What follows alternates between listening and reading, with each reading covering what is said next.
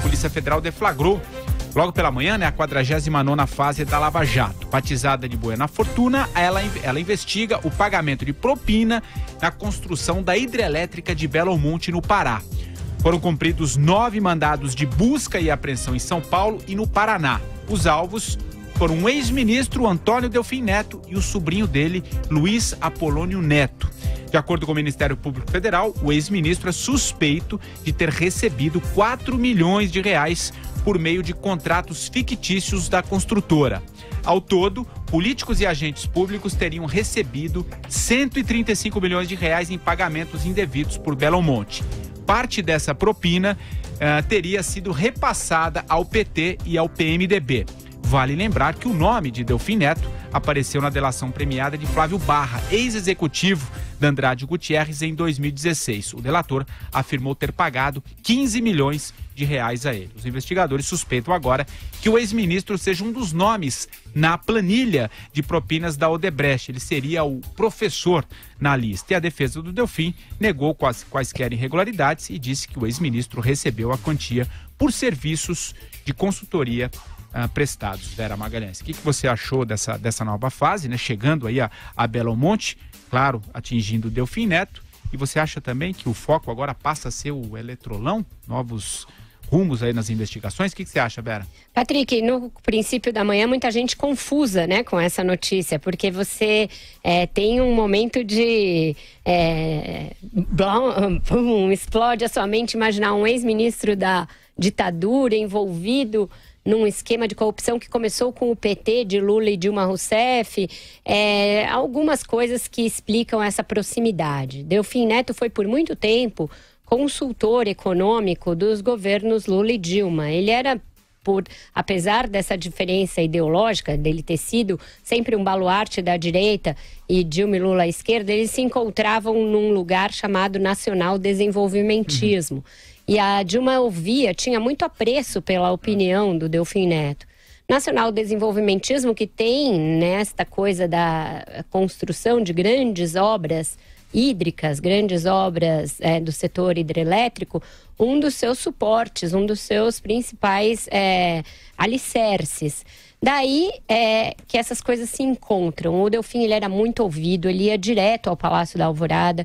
Mesmo na crise, já pré-impeachment, ele continuava com esse trânsito junto à presidente Dilma Rousseff, e esse trânsito era extensivo também ao Michel Temer. Tanto que ele sai do partido do Paulo Maluf, o PP, lá pelo meio do governo Lula, e migra para o PMDB pelas mãos do Temer.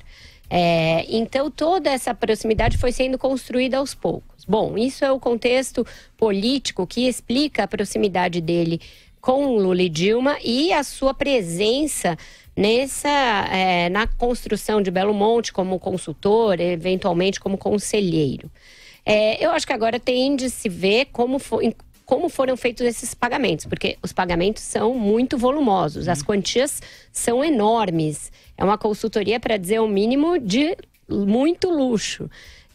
Tudo bem, ele se defende dizendo que desde 2006 não ocupa nenhum cargo público, mas a gente tem acompanhado desde o início do Petrolão o que são essas consultorias. Consultorias, na verdade, têm uma linha muito tênue, às vezes inexistente, entre elas e o lobby explícito, né? Porque, nesse caso, as denúncias não são de agora. Elas vêm de 2016. Elas surgiram nas denúncias, na delação da Andrade Gutierrez, que é de 2016. E elas vieram sendo investigadas e agora se chegou aos depósitos, efetivamente, em contas ligadas ao Delfim Neto e ao seu sobrinho. Então, 4 milhões de depósitos num período que compreende entre 2012 e 2015 é um valor próximo ao do Palocci, que era, aliás, o emissário, o intermediário desses pagamentos. Chamar de propina, acho complicado chamar de propina, porque ele não é candidato a nada e ele não tinha efetivamente cargo público, cargo decisório. Mas me parece, sim, um dinheiro pago por lobby. Lobby não é regulamentado no Brasil, mas também não é algo criminalizado, não existe uma tipificação penal para lobby. Então, eu acho que tem algumas coisas que vão ser difíceis de enquadrar aí. Você vai enquadrar o Delfim Neto por quê? Corrupção, ele não tem cargo público. Você vai enquadrá-lo por peculato, ele também não tem cargo público. Você pode dizer que ele praticou lavagem de dinheiro? Aí sim, se ele não tiver declarado tudo isso ao IR, e há notícias de que a movimentação dele não coincide com as suas declarações, você pode enquadrá-lo por aí, por crimes fiscais, por lavagem de dinheiro, algumas outras coisas. Mas o que ele praticou neste caso ainda está por ser esclarecido. Ô, Andreasa, estou vendo aqui pelo monitor que você praticamente concordando aí com o que a Vera acabou de dizer de Delfim, mas enfim, qual que é a tua análise sobre essa nova fase da operação e chegando aí ao setor elétrico também? Eu concordo com a análise da Vera e identifico algumas fragilidades nessa operação no que se refere ao Delfim Neto. A primeira coisa é essa relativa à propina, né? Como a Vera disse, o sujeito não é agente público. Tudo bem, existe a jurisprudência, por exemplo, do caso da Andréa Neves, enrolada, processada por corrupção passiva, mas é uma forçação de barra. É preciso definir alguns limites para os conceitos, né, para a aplicação dos conceitos, para a formação, inclusive, de jurisprudência, que é o caso. Que contrapartida o Delfim Neto, não sendo agente público, poderia oferecer ao arranjo criminoso de modo a justificar que ele recebesse propina? Não faz sentido. Sinceramente, não faz. É uma questão de palavra, de conceito. Sem dúvida, como disse também a Vera, é muito dinheiro, provavelmente, conforme se indica, recebido de maneira irregular e tratado, consequentemente, de maneira irregular, sem as devidas declarações. Mas como, novamente, repetindo a Vera, como tipificar isso? Vejam, segundo eu li, e o procurador Ataíde Ribeiro Neto não prima pela clareza, a consultoria do Delfim, chame como quiser, teria ajudado a estruturar o consórcio, um dos consórcios que disputaria o leilão de Belo Monte. E essa é a acusação. Essa atividade consistiria em fraude ao processo, porque seria um consórcio criado, incapaz de prestar o serviço, criado para dar legitimidade ao processo. Tenta enquadrar isso numa acusação. O leilão, o processo desse leilão pode ter sido fraudulento, mas acusar alguém que participou da estruturação, alguém precisa fazer isso, de um consórcio, de colaborar para essa fraude, é muito frágil. Ou não? Me digam, como é que se vai enquadrar a atividade corrupta, vá lá, do Delfim Neto nesse caso? Difícil. O que você acha, Marcelo Madureira? Para começar, eu acho que é indecoroso, realmente indecorosa, é a quantidade de dinheiro paga para uma consultoria. Isso é, no mínimo, objeto de curiosidade, né? Essa generosidade que o governo petista teve contra aquele que foi o ideólogo, né, da economia nos tempos do regime militar. Isso é curiosíssimo. Isso só mostra, inclusive, a convergência, os pontos em comuns que o desenvolvimentismo, né, apregoado pelo Delfim Neto, que era o super-ministro dos governos militares, super-ministro, era o ministro da Fazenda, ministro do Planejamento, mandava mais que urubu em Manaus. Era uma coisa assim, era o Delfim Neto e o resto. Inclusive teve uma briga séria com o ministro Mário Henrique Simons, que acabou dançando, ficou o Delfim Neto. E curiosamente, né, é o mesmo desenvolvimentismo, esse desenvolvimentismo do Delfim Neto que acabou quebrando o Brasil, né? O Brasil se endividou para construir obras faraônicas, né, nem sempre necessárias, todas elas, inclusive, objetos de corrupção, mas naquela época, como a gente vivia um regime de exceção, não havia liberdade de imprensa, liberdade de informação, não saía nada dos jornais, mas havia corrupção escandalosa também no Brasil, e o Brasil acabou quebrando, né? Daí, em seguida, viemos a década perdida, né? A década de 80 ficou conhecida como a década perdida por conta, né, dos erros cometidos pela política desenvolvimentista do Delfim Neto, que foram repetidas, né, copiadas depois pelos governos petistas, né? Aí a extrema-direita e a extrema-esquerda se encontram, e não é no infinito, se encontram em Brasília. E talvez por isso eles tenham sido mais do que generosos, né, com o ideólogo. Money talks, né, como dizem os americanos. O dinheiro fala, o dinheiro supera qualquer barreira, né, inclusive e principalmente as ideológicas.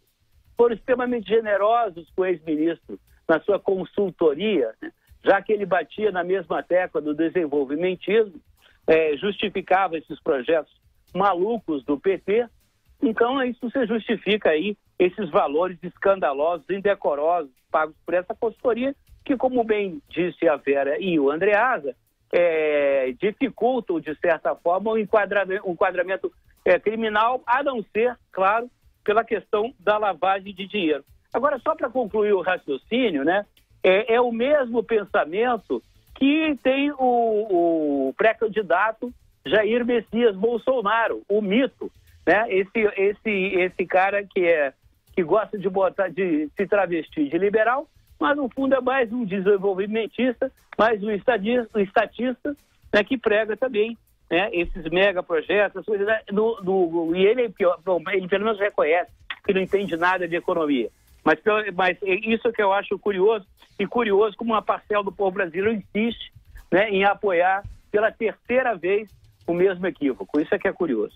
Patrick, é interessante que agora, se você perguntou se a gente entra aí na fase do setor elétrico, né, a fase do eletrolão. E o Madureira é um que vem dizendo há muito tempo aqui, alertando que isso pode ter muito mais minhoca do que teve na Petrobras.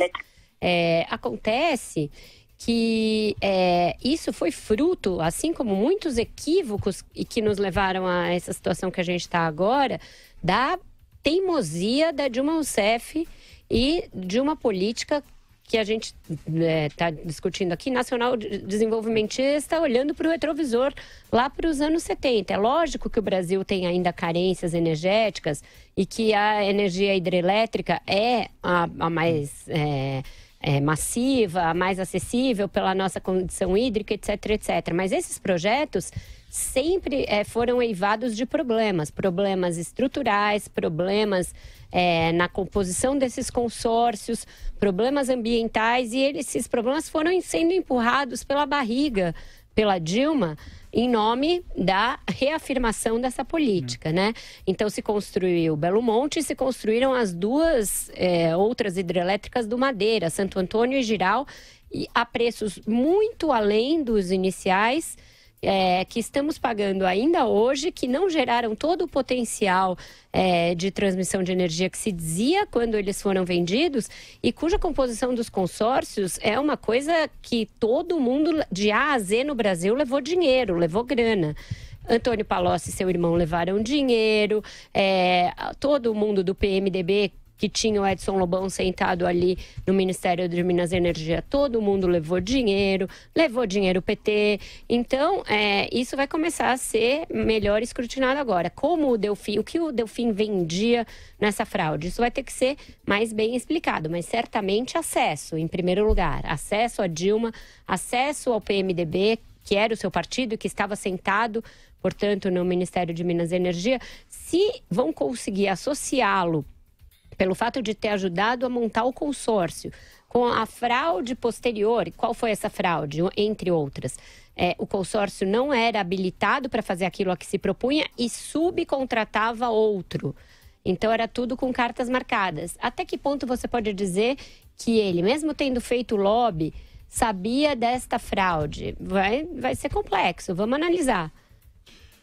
Não, e sem dúvida são milhões de reais, e no caso de Belo Monte, você falou de Jirau e Santo Antônio, são obras gigantescas que foram mudando ao longo do processo, inclusive mudava o riscado, mudava tudo. E o próprio armazenamento de água não pode ter um acúmulo, né? Então você tem uma vazão de água muito grande e aí você não consegue gerar energia, pelo menos essa era a ideia inicial, você acumular, tanto que hoje acho que é a terceira maior do mundo, se não me engano, mas acabou, depois que o projeto foi finalizado, hoje está bem abaixo do que se imaginava de uma hidrelétrica. Mas vai lá, você chamou, né, Andreasa?